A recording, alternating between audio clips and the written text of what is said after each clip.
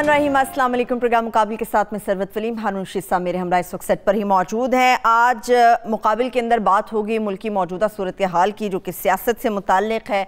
इस वक्त गुजरांवाला के हवाले से सबसे ज़्यादा इंपॉर्टेंट ये है कि वहाँ पर जिन्ना स्टेडियम में जलसे के साथ ही बताया जा रहा है कि और देखा भी जा रहा है कि अपोजिशन ने जिस तहरीक का ऐलान किया था बाकायदा तौर पर उसका आज से आगाज़ भी हो गया है। मगर ये तहरीक कितनी मौसर साबित हो सकती है? हुकूमत की हिकमत अमली भी हम देख रहे हैं कि वो क्या क्या कर रही है, मज़ीद क्या कर सकती है और इस तहरीक को कितना गैर मौसर कर सकती है। इससे मुतालिक कई ऐसे सवालात हैं जिसके ऊपर वक्तन फ़वक्तन हारून साहब का तज़किया लेंगे। तो हारून साहब आपकी तरफ ही आते हैं। गुजरांवाला का जो जलसा है, मरियम साहबा भी पंडाल के अंदर पहुंच चुकी हैं, बिलावल साहब भी पहुंच चुके हैं और अब्बासी साहब के बारे में कहा जा रहा है कि स्पीच उनकी चल रही है। गुजरांवाला जलसा, गुजरांवाला हमेशा से नून लीग का था। अभी की सूरत हाल से ऐसा महसूस हो रहा है कि अभी भी गुजरांवाला नून लीग का है? नहीं, उसमें तो खैर कोई कलाम ही नहीं है ना। सारे उम्मीदवार उनके जीते हैं। और सिर्फ गुजरांवाला नहीं, पूरे सेंट्रल पंजाब की 42 में से 33 सीटें नवाज शरीफ ने जीती। उनकी तवज्जो रही है, मतलब लाहौर पे बड़ी तवज्जो रही है। गुजरांवाला में तो कोई 900 करोड़ रुपए पुल बनाने पे उन्होंने खर्च कर दिए। 900 करोड़ 728 करोड़ तो लगे हैं उस पुल, जो बड़ा पुल है शहर से बाहर जहाँ निकलते हैं, मोती जड़े हुए हैं उन पुलों के ऊपर। हर उसमें नहीं, वो काफ़ी बहुत सारे पुल हैं। बाकी वो तो देखिए ना, जो सियालकोट का एयरपोर्ट है वो हुकूमत प्लान कर रही थी 18 अरब रुपए में, तो जब उन्होंने नहीं बनाया, उन्होंने ज़ाती तौर पे बनाया, तो उसमें 3 अरब रुपए खर्च हुए। अच्छा। और एक गली थी वो गुजर खां की, वो पुख्ता नहीं हो सकी, उसका टेंडर कैंसिल हो गया। तो प्रोफेसर अहमद रफीक अख्तर साहब ने चंदा जमा करके कुछ पैसे खुद डाले, कुछ लोगों से लेके वो 1 लाख रुपए में वो गली बना दी। ईंटें बीटें लगाई होंगी उसमें, और क्या उसमें करना था गली में। तो उसका जो टेंडर था वो 5 लाख का था। तो वो ठेकेदार ने उसमें बड़ा दिलचस्प तबसरा किया। क्या? उसने कहा जब तक प्रोफेसर अहमद रफीक अख्तर जैसे लोग मौजूद हैं, हम इसके हलाल नहीं कमा सकते। वो तो देखिए ना, वस्ती पंजाब में देखिए, पंजाब ओन करता है नवाज शरीफ को, इसलिए वस्ती पंजाब, शुमाली पंजाब नहीं इतना ओन करता, और सराइकी बेल्ट नहीं ओन करती इनको। तो वो पीपल्स पार्टी की तरफ माइल रही। बाद में कुछ लोग इनकी तरफ आ गए, जब उन्होंने देखा ये इक़्तिदार में आ रहे हैं तो इलेक्टेबल्स आ जाते हैं। तो गुजरांवाला गढ़ है, और वहाँ एक और मसला रहा है, शुरू से पीटीआई की लीडरशिप कमज़ोर रही है गुजरांवाला में। पहले तो एक ऐसे साहब थे जो किसी को शामिल ही नहीं करते थे, कुछ ज़्यादा पढ़े लिखे भी नहीं थे, एनर्जेटिक बहुत थे, लेकिन वो लोगों को डिस्करेज करते थे। मतलब ऐसे हमीद को शामिल किया जब हमने, तो मेरे कहने पर वो शामिल हुए थे, मैंने उनसे बात की थी। तो थोड़ी देर के बाद उनका फ़ोन आया कि उसने मुझे गालियाँ दी हैं टेलीफोन पर, उस सदर साहब ने। अच्छा। मेरी इजाज़त के बगैर तुम कैसे शामिल हो गए? मतलब इतना बड़ा पर्सपेक्टिव ही नहीं था उनका। बाद में भी वो लीडरशिप वहाँ को अच्छी नहीं रही गुजरांवाले की। चलिए, अब ये जो तहरीक शुरू हो गई हारून साहब, इसका इम्पैक्ट क्या होगा, इसके ऊपर आते हैं। इसका इम्पैक्ट तो इस चीज़ पे मुनहसर है कि क्या ये जलसे जारी रहते हैं, नंबर 1, और नंबर 2 क्या महंगाई इसी तरह और बेरोज़गारी बढ़ती रहती है।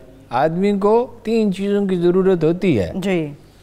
आदमी को चाहिए खाने के लिए रोटी, काम करने के लिए नौकरी, नौकरी होगी तो पैसे उसे मिलेंगे ना, और वही उसी से पेट भरेगा कारोबार, और तहफ़्फ़ुज़ चाहिए होता है, यानी बिला वजह उसे कोई उसे तंग न करे, पुलिस या कोई भी पटवारी या कोई भी, पुलिस ही करती है ज़्यादातर, या मतलब उसको चोरों डाकुओं से उसे बचाए रखे।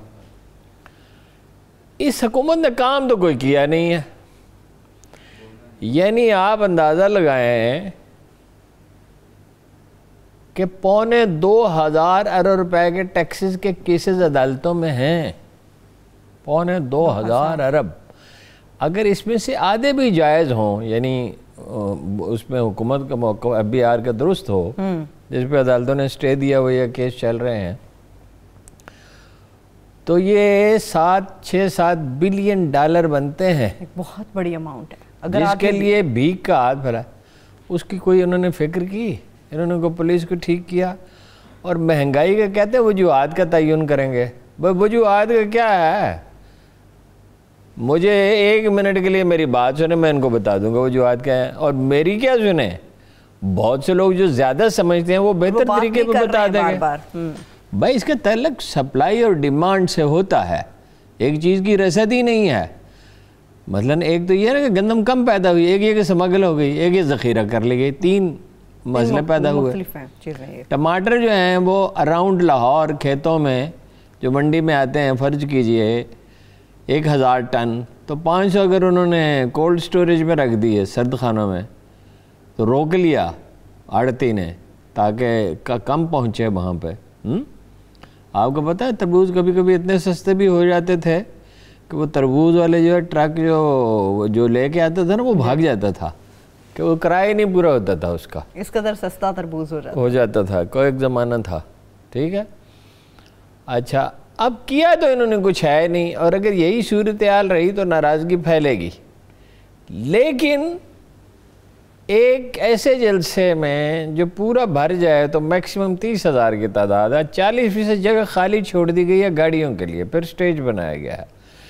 پھر میں نے معلوم کیا کہ گجرانوالہ کے دیہات میں جو ایم این اے ہیں نون لیگ کے, وہ آدمی جمع کر رہے تھے, جہلم سے قافلہ آ رہا تھا, قصور سے, تمام جماعتیں کرتی ہیں, نہیں سارے کرتے ہیں. تو یہ کیا جلسے ہوئے, یہ جلسے کیا ہوئے؟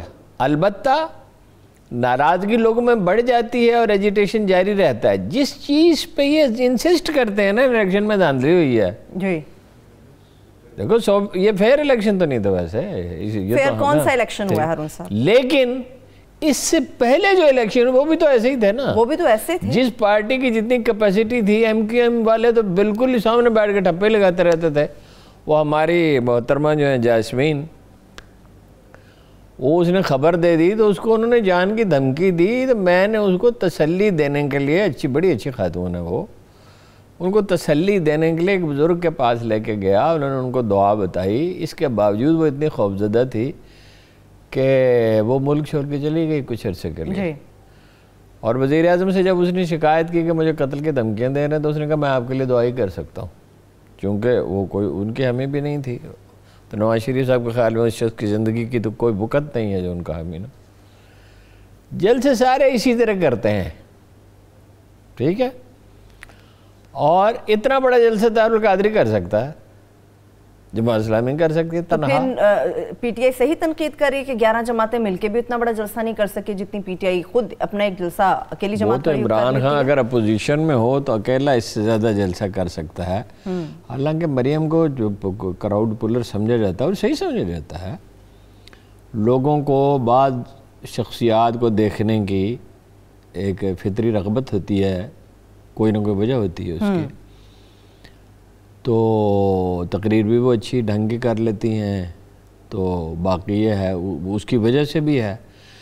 باقی سارے وسطی پنجاب سے ملا کے اتنے آدمی جمع کر لینا یہ کوئی کارنامہ نہیں ہے. لیکن ابھی تو آغاز ہے. اچھا ابھی آغاز ہے, اس لیے ہم اس پہ ججمنٹ دینے کی پوزیشن میں نہیں ہے. بالکل ٹھیک, بالکل. یہ جاری رہے, اسی طرح ایجیٹیشن جاری رہے, لیکن الیکشن دھاندلی کی وجہ سے نہیں. اگر مہنگائی بڑھتی رہے, ایجنڈے میں یہ چیز تو بہت آخر پہ ہے, مہنگائی اور عوام تو کسی کے ایجنڈے میں ہے ہی نہیں. لانے کے لیے تو عوام لوگوں کو کسی حکمران کے ایجنڈے میں عوام نہیں تھے. وہ جو دل میں درد ہوتا ہے نا بھوکے کو دیکھ کے.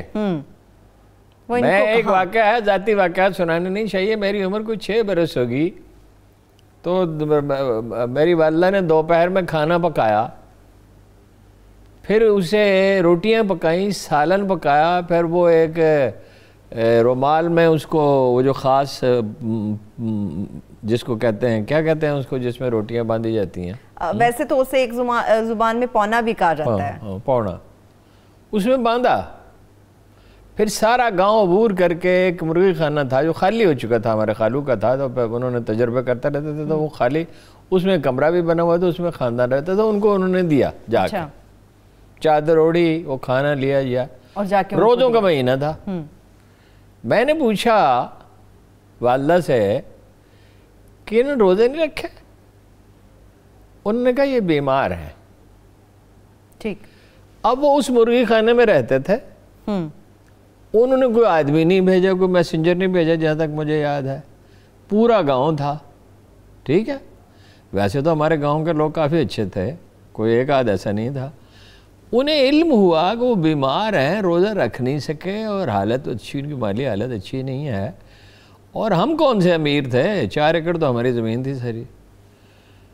تو انہوں کھانا پکایا، وہ جا کے دے کے آئے، اور ان چیزوں کا وہ ذکر نہیں کرنا پسند کرتے تھے. مطلب لوگوں کی جب مدد کرتی تھی تو کہتی تھی وہ ہمیں پتہ چلا ان کے انتقال کے بعد کہ اتنا بڑا ہجوم امڑ آیا عورتوں کا، جن کی زندگی بھر انہوں نے خاموشی سے مدد کی تھی. ایک یہ درد ہوتا ہے، وہ میں واقعہ بار بار سناتا ہوں. عمر بن عبدالعزیز کہتے تھے میرا جی چاہتا ہے خزانہ خالی ہو جائے اور میں اس میں جھاڑو دے دوں. ٹھیک ہے، روٹی وہ آٹے کی وہ لے کے گئے، آٹے کا تھیلا لے کے گئے. اس زمانے میں معلوم نہیں کپڑے کا بنتا تھا، کس چیز کا ہوتا تھا، کپڑے کا ہی ہوتا ہوگا، سستے کپڑے کا. جناب عمر فاروق اعظم کسی کو دینے کے لیے گئے، غلام نے کہا میں اٹھا لیتا ہوں. تو انہوں نے کہا قیامت کے دن تو میرا بوجھ اٹھائے گا. یہ درد تھا محمد علی جناح میں. ایک آدمی سے کہا کہ تم دوپہر کا کھانا میرے ساتھ ہی کھا لیا کرو، اکیلے ہو. تو محترمہ فاطمہ جناح کو یہ بات پسند نہیں آتی تھی کہ ان کے بھائی کی کوئی تنہائی میں مخر ہو. وہ چاہتی تھی ان کے کھانے کی میز پہ انہیں وقت ملتا تھا بات کرنے کا. اگلے دن قائد اعظم نے اس سے کہا صاف الفاظ میں، جیسے ان کی عادت تھی، کہ فاطمہ پسند نہیں کرتی ہیں کہ انہیں 2 مزید چپاتیاں پکانا پڑے. اور 10 روپے کا نوٹ اسے دیا اور خزانچی سے کہا کہ اسے 10 روپے روز دیا کرو دوپہر کے وقت. اس وقت کے 10 روپے ایک چونی کا کھانا کھایا جا سکتا تھا جب ممبئی میں. ٹھیک ہے، اور یہ وہ 10 روپے دیتے رہے ہمیشہ اسے روزانہ کی بنیاد پہ. انہیں مسلمانوں کو دیکھ کے تکلیف پہنچتی تھی، ان کی غربت، ان کا افلاس، ان کی یعنی مجبوری ہندو سیٹھ کے ہاتھوں، انگریز کی غلامی سے. انہوں نے اپنی زندگی وقف کر دی، اور 3 مواقع پہ انہوں نے صرف کہا زندگی میں کہ ان کا مقصد حیات کیا ہے. ایک دفعہ انہوں نے مسلم لیگ کی مجلس عاملہ میں کہا میں زندگی کی ساری مسرتیں دیکھ چکا. دیکھیں ان کا جو مکان تھا، محل بھی کیا اس کے سامنے ہوگا. میں تو اس کی تصویریں دیکھی، جن لوگوں نے وہ دیکھا وہ کہتے ہیں کہ اتنا خوبصورت تھا کہ دیکھ کے آدمی دنگ رہ جاتا تھا. ذوق تو ان کا بہت اچھا تھا، لباس میں بھی، گاڑیوں میں بھی. میں زندگی کی ساری مسرتیں دیکھ چکا ہوں، اب میں صرف یہ چاہتا ہوں کہ میں مروں تو میرا ضمیر مطمئن ہو کہ میں نے مسلمانوں کی خدمت کا حق ادا کر دیا. یہ نہیں کہتے تھے اسلام کی خدمت کا، مسلمانوں کی خدمت کا حق ادا کیا. ایک دفعہ علی گڑھ میں یہ بات کہی، میں اس کے سوا کچھ نہیں چاہتا. ایک بڑا دلچسپ فکرہ بھی کہا تھا کہ جب آدمی کے دن پھرتے ہیں تو اس کے امیر رشتہ دار اسے یاد کرنے لگتے ہیں. اس میں کوئی شبہ. اچھا خیر، ایک دفعہ جب انہیں پرائم منسٹرشپ کی آفر کی گئی قائد اعظم کو انڈیا کی، گاندھی نے کہا تو وہ پورے ہندوستان کے وزیر اعظم بن جائے. انہوں نے کہا نہیں. تو امریکی جرنلسٹ نے ان کا انٹرویو کرتے ہوئے پوچھا کہ آپ اس سے زیادہ کیا چاہتے ہیں؟ انہوں نے کہا میں اس کے سوا کچھ بھی نہیں چاہتا کہ جب میں مروں اور خدا کے حضور پیش کیا جاؤں تو وہ مجھے کہے محمد علی تم نے بہت اچھا کیا، ویل ڈن محمد علی. اس کے سوا میں زندگی میں کوئی چیز نہیں چاہتا. یہ درد تھا اقبال میں. اقبال کا عالم یہ تھا کہ جب مسلمانوں کی حالت زار کا ذکر ہوتا تھا تو کئی دفعہ ان کی آنکھیں بھیگ جاتی تھی. ایک واقعہ عینی شاہد نے لکھا ہے 1938 میں. نعیم صدیقی ایک جماعت اسلامی کے لیڈر تھے، مصنف بہت اچھے تھے، نثر اچھے لکھتے تھے، عمدہ شاعر بھی تھے. کہ میں چکوال سے مڈل پاس کر کے وہاں پہنچا، گلا خراب تھا، بات نہیں کر رہے تھے، لوگ باتیں آپس میں کر رہے تھے، ان کا گلا خراب تھا تو وہ خاموش بیٹھے. تو اچانک انہوں نے اپنے تیمن کے پلو سے اپنی آنکھیں پوچھ لیں اور کہا افسوس کوئی مخلص مسلمان نہیں ملتا. یہ درد تھا. مگر آج جو چین لینے نہیں دیتا تھا. آج کے حکمرانوں میں کہا. ایک چھوٹی سی بریک کی طرف بڑھتے ہیں ہارون صاحب, ایک چھوٹی طرف چلتے ہیں. جب بریک سے ہم واپس آئیں گے گفتگو یہیں سے آگے بڑھے گی, اس تحریک کے آغاز سے اور اس کے انجام تک پہنچنے تک حکومت کے لیے کیا میسیج ہے جو کہ کنوے کر دیا گیا ہے, مگر اس تحریک کا نتیجہ کیا ہوگا, کتنی مؤثر ثابت ہوگی. ایک چھوٹی سی بریک سے واپس آ کے اس پہ مزید بات کریں گے. ہمارے ساتھ رہیے.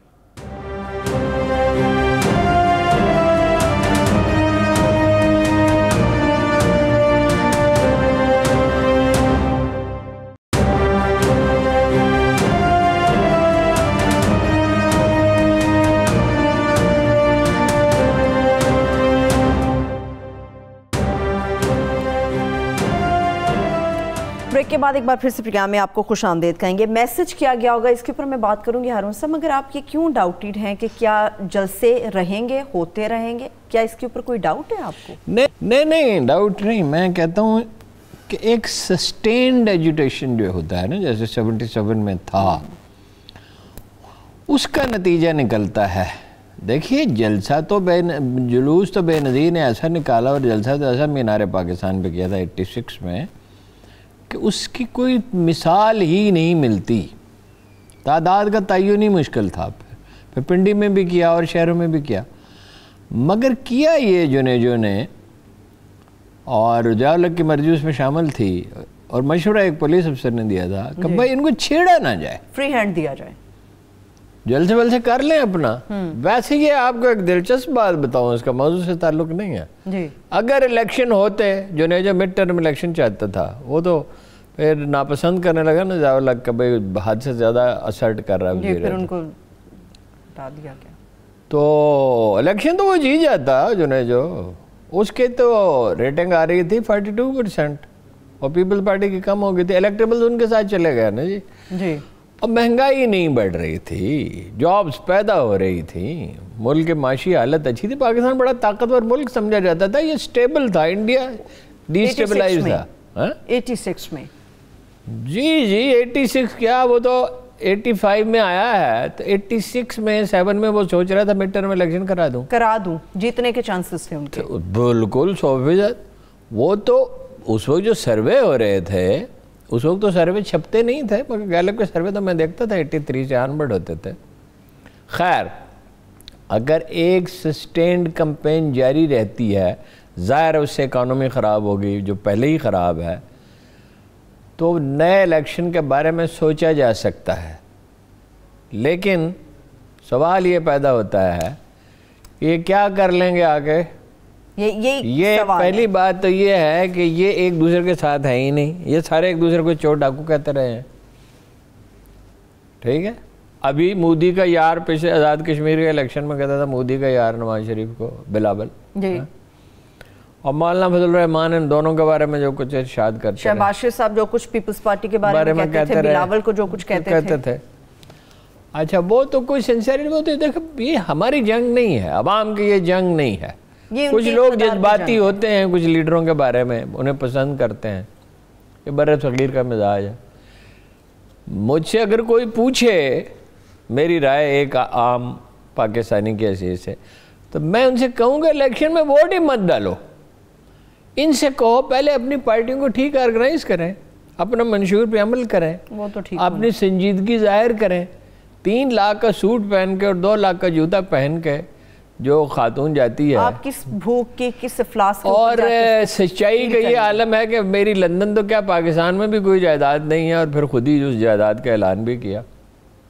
ان لیڈروں کا عوام سے کوئی تعلق نہیں ہے, اور نہ پی ٹی آئی کو کوئی درد ہے عام آدمی کا. ورنہ گندم کی سمگلنگ روکنا کوئی اتنا مشکل کام نہیں تھا, جتنا انہوں نے پرواہ ہی نہیں کی. اور اندازہ غلط ہو گیا, وہ قابل معافی ہے, اندازے غلط ہو جاتے ہیں پیداوار کا, لیکن سمگل ہو کے جاتی رہی نا جی. چینی کی قیمت بڑھتی رہی نا جی, ذخیرہ اندوزی جاری ہے نا, کارٹلز بن رہے ہیں نا. انہیں کیا درد ہے جی. جس آدمی کے پیٹ میں روٹی نہیں ہوتی, جو بھوکا ہوتا ہے, صرف وہ جانتا ہے. ایک رسول اللہ صلی اللہ علیہ وسلم کا ایک عجیب واقعہ ہے جس کی بہت سی ڈائمینشنز ہیں. آپ اصحاب کے درمیان تشریف فرما تھے تو آنکھیں بھر آئیں,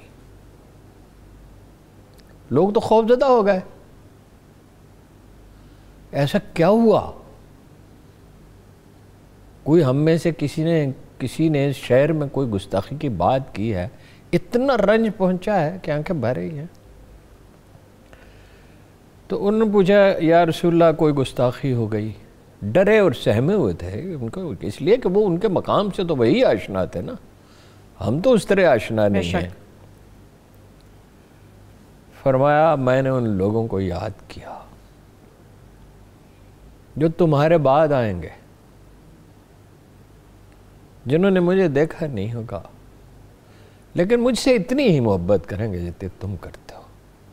میں انہوں نے یاد کیا تو اس خیال سے میری آنکھیں بھر۔ یہ ہوتا ہے درد، یہ ہوتا ہے درد جب لوگ وہ قیامت کے دن نفسی پکارے، ہائے میری جان، ہائے میری جان۔ ظاہر ہے اس سے مشکل دن تو کوئی نہیں ہوگا، تو وہ کہہ رہے ہوں گے امتی امتی، میری امت۔ ٹھیک ہے، اتنا یعنی کہ اس مفہوم کی ایک آیت ہے کہ تم اپنے آپ کو ہلاک کر ڈالو گے کیا، اتنا غم پالتے ہو انسانوں کا۔ آپ ذمہ دار تو نہیں، ان سے کہا کہ آپ ذمہ دار تو نہیں، آپ کا کام بات پہنچا دینا ہے، لیکن انہیں فکر تھی، کتنی فکر لگی ہوئی تھی۔ اچھا پھر یہ جو ان کے راستے پر ہے انہیں فکر ہوتی ہے، غریبوں کی جو ان کے راستے پر ہے۔ دیکھیے ایک میں نے کسی آدمی کو 10-20 روپے دے دیے اور دل میں سوچا میں نے بڑی نیکی کی، کون سی نیکی میں نے کی؟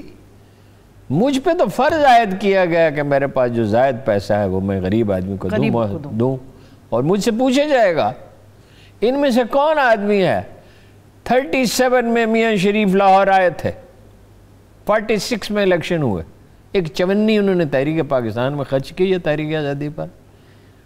کبھی اس خاندان کا کوئی تعلق رہا ان کا اور ان کے 6 بھائیوں کا؟ وہ اپنے کاروبار میں مگن تھے، سب سے بڑے دعوے دار ہیں یہ لوگ۔ اچھا یہ قائد اعظم ثانی کہتے ہیں جی اپنے آپ کو۔ اچھا بلاول صاحب تھر میں بچے بھوک سے مرتے رہتے ہیں، میں آپ کو بتاؤں بڑی سادہ بات ہے، میں وہاں گیا ہوں، میں دیہات میں گیا ہوں تھر کے، یہ نہیں کسی شہر میں جا کے تصویریں بنوائیں۔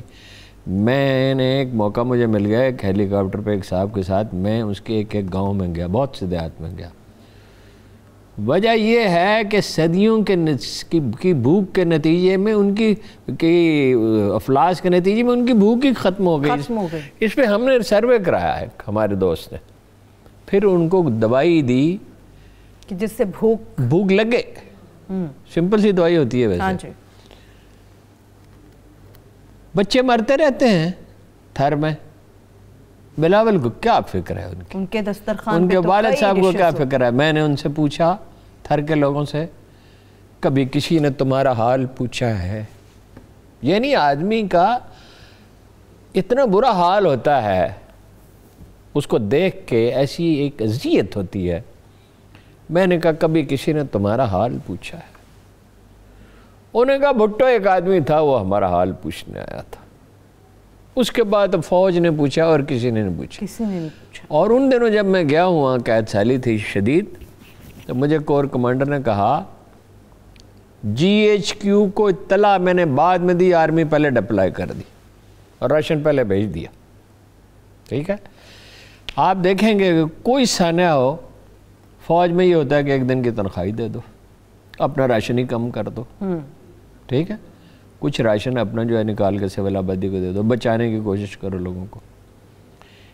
یہ اس لیے کو فوجی آسمان سے اترے، ان کی تربیت کا حصہ ہے، یہ ان کی تربیت میں شامل ہے۔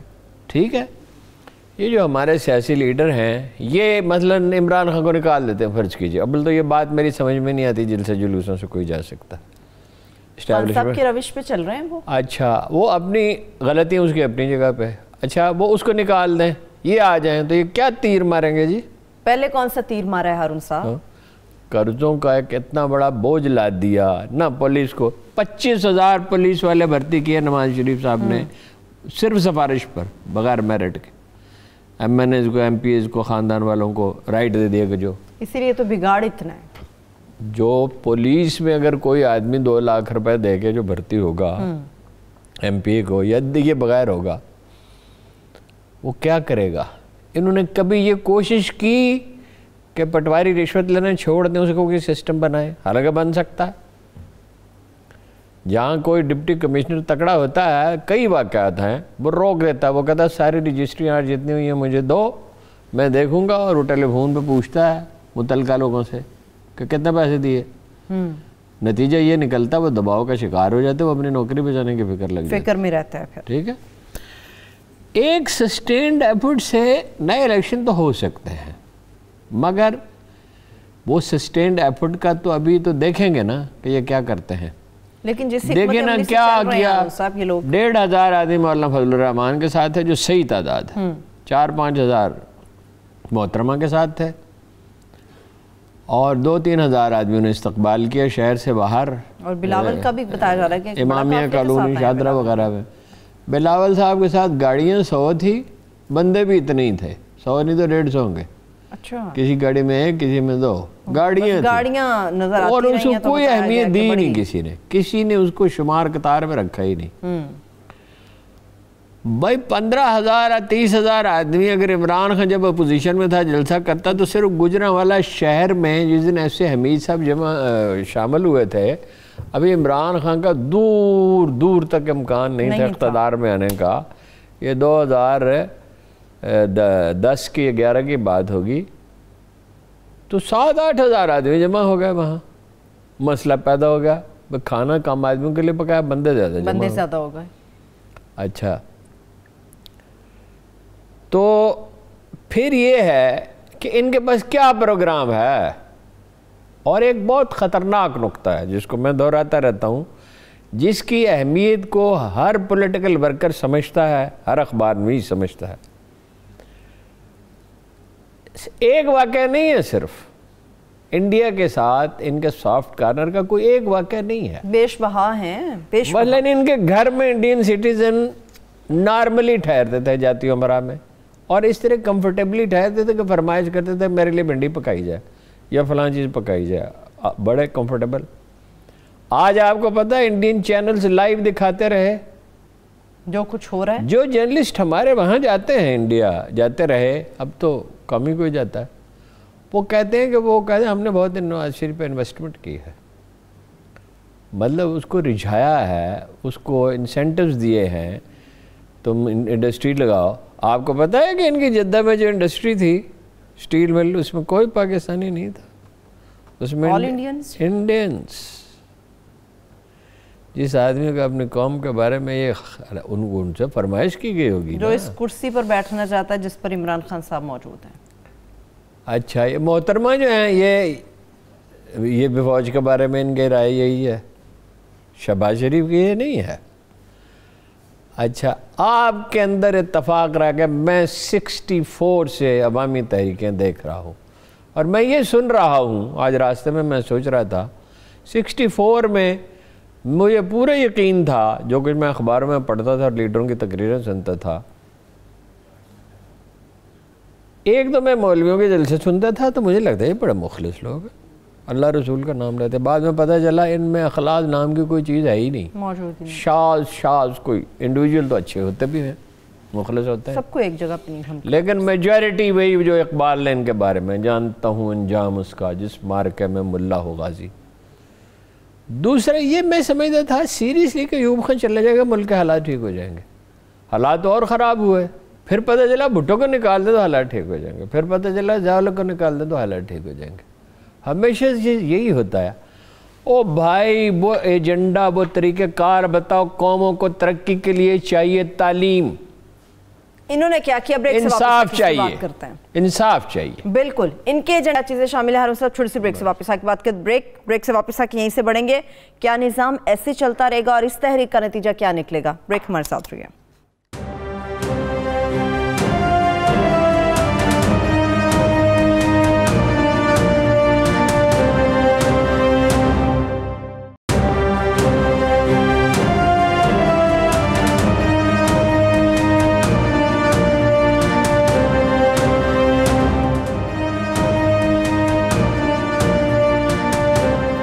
के बाद एक बार फिर से प्रोग्राम में आपको खुश आमदेद कहेंगे। हारून साहब, निज़ाम ऐसे ही चलता रहेगा जिस तरह से अब चल रहा है? इनके जलसे तो होंगे मगर आवाम का क्या होगा? महंगाई चलती रहेगी, बिजली निज़ाम इस तरह नहीं चलेगा। ہر چیز کے لیے قدرت نے ایک مہلت مقرر کی ہوتی ہے. جب کسی چیز میں خرابی ہوتی ہے، کسی معاشرے میں کوئی بڑی خرابی ہوتی ہے جو ہمارے ہاں ہے، نظام عدلی نہیں ہے، غریب آدمی کے لیے کوئی تحفظ نہیں ہے، انصاف نہیں ہے، پولیس ٹھیک نہیں ہے، بہار ٹھیک نہیں، سول سروس ٹھیک نہیں، شرافیہ کا سلوک ٹھیک نہیں، بچے سکولوں میں نہیں جا سکتے، سڑکوں پہ بھکاریوں کی تعداد ہر روز بڑھ رہی ہے.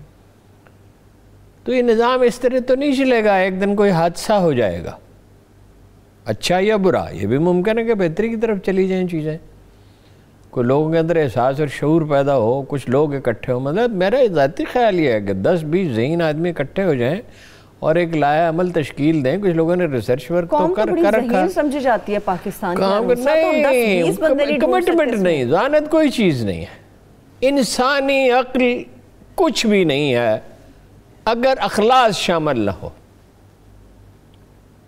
آدمی اپنی عقل سے کیا کرے گا کہ کچھ پیسے زیادہ کما لے گا، کچھ زیادہ اپنا نام پیدا کر لے گا، ٹھیک ہے، کچھ اور کر لے، کسی ہنر میں کمال پیدا کر لے گا.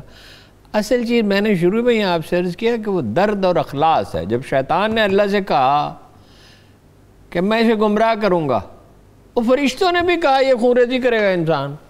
تو جب شیطان نے کہا میں اسے گمراہ کروں گا، کیونکہ وہ تو اس کی فطرت سے تو واقف تھا، اس کی جبلتوں سے تو واقف تھا.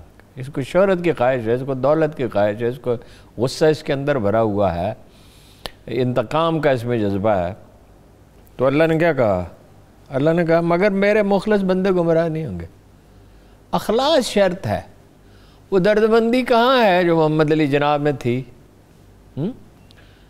فاطمہ جناح نے لکھا ہے لاہور کے قریب کا کوئی ریلوے اسٹیشن تھا، اب مجھے یاد نہیں وہ کون سا تھا. عام طور پہ وہ رات کو اٹھ کے ہجوم سے خطاب نہیں کرتے تھے، انرجی کم تھی، سوتے تھے، اور لوگ ان کا احترام بھی بہت کرتے تھے. بس گاڑی میں لوگ ریلوے اسٹیشن پہ ایک جھلک اگر دیکھ لی تو بڑی بات ہے، خطاب نہیں کرتے تھے. اس دن انہوں نے خطاب کیا.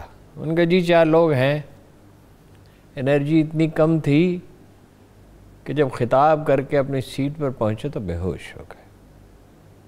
کھانا برائے نام آخری برسوں میں کھاتے تھے، لیکن ول تھی، ایک آئرن ول تھی اور اخلاص تھا کہ چٹاگانگ سے لے کے چترال تک چلے جاتے تھے. اور خود ذاتی فکر کتنی تھی ذرا ملاحظہ فرمائیں. قائد اعظم کہاں تھے جس دن 1946 کا الیکشن ہو رہا تھا؟ ان کا حلقہ انتخاب تو بمبئی تھا. تو قائد اعظم یہ پختونخوا کا جو علاقہ ہے جہاں سمگل چیزیں بکتی تھی، کیا اس کو کہتے ہیں اس جگہ کو؟ باڑا بازار. باڑا. قائد اعظم وہاں تھے ریسٹ ہاؤس میں. کسی نے پوچھا قائد اعظم آپ اپنے حلقے سے اتنا دور پڑے؟ انہوں نے کہا میں نے اپنے علاقے کے لوگوں کی مقدور بھر خدمت کی ہے، اب بھی اگر وہ مجھے ووٹ نہ دینا چاہے تو نہ دے. اور ہارنے کا تو کوئی سوال ہی نہیں تھا. وہ تو جب کھڑے ہوتے تھے اتنی رسپیکٹ لوگوں کے دلوں میں تھی، معاشرہ بھی بہتر تھا. اب تو بریانی اور کہا مخالف امیدوار نے کہا میں بیٹھ جاؤں، میرے الیکشن کے اخراجات دے دیں. یہ کوئی ایسی بڑی بات نہیں تھی. انہوں نے کہا اس کا تو سوال ہی پیدا نہیں ہوتا. اچھا اب ان کو کیا ہے بھائی؟ ان میں سب سے ایماندار آدمی عمران خان ہے، جس پہ کرپشن کا جو 180 کنال کے گھر میں وہ رہتا ہے، ایک شاہانہ زندگی ہے. انہیں درد کے ماروں کا، بھوک کے ماروں کا، مریضوں کا، دکھیا لوگوں کا انہیں کیا درد ہے؟ کسی کو بھی نہیں ہے. اگر ہو تو کہیں سے اصلاح کا آغاز ہو. لیکن ہارون صاحب عمران خان صاحب کے اوپر کرپشن کا کوئی چارج نہیں ہے. نہیں کرپشن کا تو چارج نہیں ہے، مگر عمران خان صاحب پہ عقل مندی کا بھی کوئی الزام نہیں ہے. کبھی کسی کوئی نہیں. ان میں سے کوئی عقل مند ہے ہارون صاحب جو آج سٹیج پہ ہے؟ نہیں دیکھیے نا، شہباز شریف نے کرپشن کی، ویسے تو وہ کہتا ہے دہلے کی بھی نہیں کی. ویسے ان کا کیا حال ہے شہباز تو مگر یہ کہ کام کاج تو کر سکتے تھے نا. شہباز صاحب کا کیا حال ہے؟ پرائرٹیز غلط تھی. شہباز شریف صاحب سے زیادہ تو آسودہ حال آدمی کوئی نہیں. جیل میں نہ خوشامد کرنی پڑتی ہے جیل میں. او جیل کیا کہتی ہے وہاں بڑے. جیل ایک احساس ہے، میں جیل میں رہا ہوں بھٹو صاحب کے زمانے. جیل ایک احساس ہے کہ بھئی اتنے بجے کمرے میں بند ہیں، باہر نہیں نکل سکتے.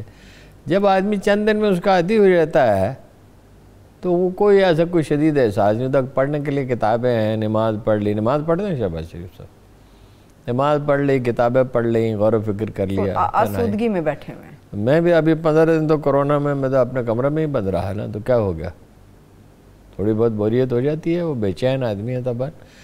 لیکن یہ کہ انہیں کیا ہے, نہ وہ جانے اور ان کے بھائی جانے. اور یہ بھی ممکن ہے کہ تحریک ناکام ہو. دیکھیں نا, پیپلز پارٹی کو تو یہ سازگار نہیں ہے, اور بلاول نے کہہ بھی دیا کہ ہم تو استعفیٰ نہیں دیں گے, ہم تو استعفیٰ لینا چاہتے ہیں. اس میں انٹرسٹڈ نہیں ہے بہت زیادہ. جی, آصف علی زرداری صاحب بھی تو انٹرسٹڈ نہیں ہے. نہیں ہے, اور مسلم لیگ نون کے سب لوگ مستعفی ہونا نہیں چاہیں گے, اس لیے کہ الیکشن لڑنا دوبارہ بہت مشکل ہے. بہت مشکل ہے. جب یہ ان سے استعفے مانگیں گے تو ان میں سے بعض جو ہیں وہ ممکن ہے پی ٹی آئی سے رابطہ کریں کہ اگلی دفعہ اگر آپ ہمیں ٹکٹ دے دیں تو ہم آپ کے ٹکٹ پر لڑ لیں گے. ٹھیک ہے, فوری طور پر کوئی نتیجہ نکلتا نظر نہیں آتا. حتمی رائے نہیں دی جا سکتی. اگر یہ تحریک چلتی رہی, ساتھ ہی مہنگائی بڑھتی رہی. مہنگائی تو بڑھ رہی ہے, اور پولیس کو ٹھیک نہ کیا گیا. عمر شیخ صاحب آ گئے ہیں لاہور کو ٹھیک کرنے کے لیے. عمر شیخ صاحب کا بھی تو ابھی دعویٰ ہی ہے نا, جب وہ کچھ کر دکھائیں گے تو پھر دیکھیں گے. وہ محمود صاحب ہوتے تھے, محمود غازی صاحب, وہ وائس پریزیڈنٹ رہے انٹرنیشنل اسلامک یونیورسٹی کے, بڑے عالم آدمی تھے. انہوں نے ڈاکٹر حمید اللہ کو پیرس میں لکھا, جو اپنے عہد کے سب سے بڑے اسکالر اس وقت سمجھے جاتے تھے, کہ میں نے ان عنوانات پر ریسرچ کا ارادہ کیا ہے. تو ان کا جواب مجھے لفظ بلفظ یاد ہے. ڈاکٹر حمید اللہ نے انہیں جواب میں لکھا, استنبول کے لیے پابر عقاب, آپ کا خط مجھے بھایا نہیں. اہمیت متن کی ہوتی ہے, عنوان کی نہیں. عنوان کی نہیں. سوال یہ ہے کہ تم نے کیا کیا جب تمہیں حکومت ملی.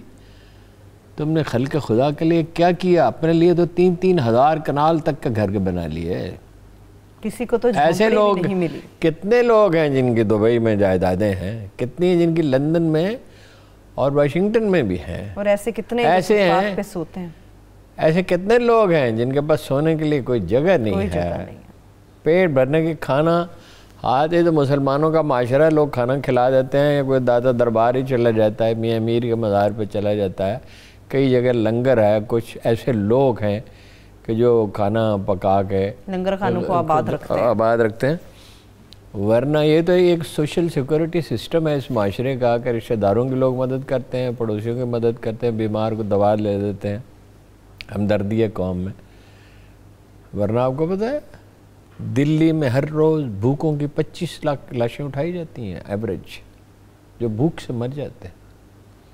لاہور میں یا کراچی میں سے کوئی تصور نہیں. کراچی میں ایک صاحب ہیں, اب انہوں نے لاہور میں بھی شروع کیا ہے 1-2 سال سے, جو 1.5 لاکھ آدمیوں کو روزانہ کھانا کھلاتے ہیں. 1.5 لاکھ آدمیوں کو. اور یہاں بھی اب انہوں نے شروع کیا ہے سلسلہ. تو سیاستدانوں نے تو اس ملک کے لیے کچھ کیا نہیں. کر سکتے ہیں اگر پارٹی کی شرط یہ ہے کہ ذاتی, یہ جو بادشاہت کی خواہش ہے, یہ نا عمران خان صاحب میں بھی بادشاہت کی خواہش ہے. اب جنم لی ہمیشہ سے تھی.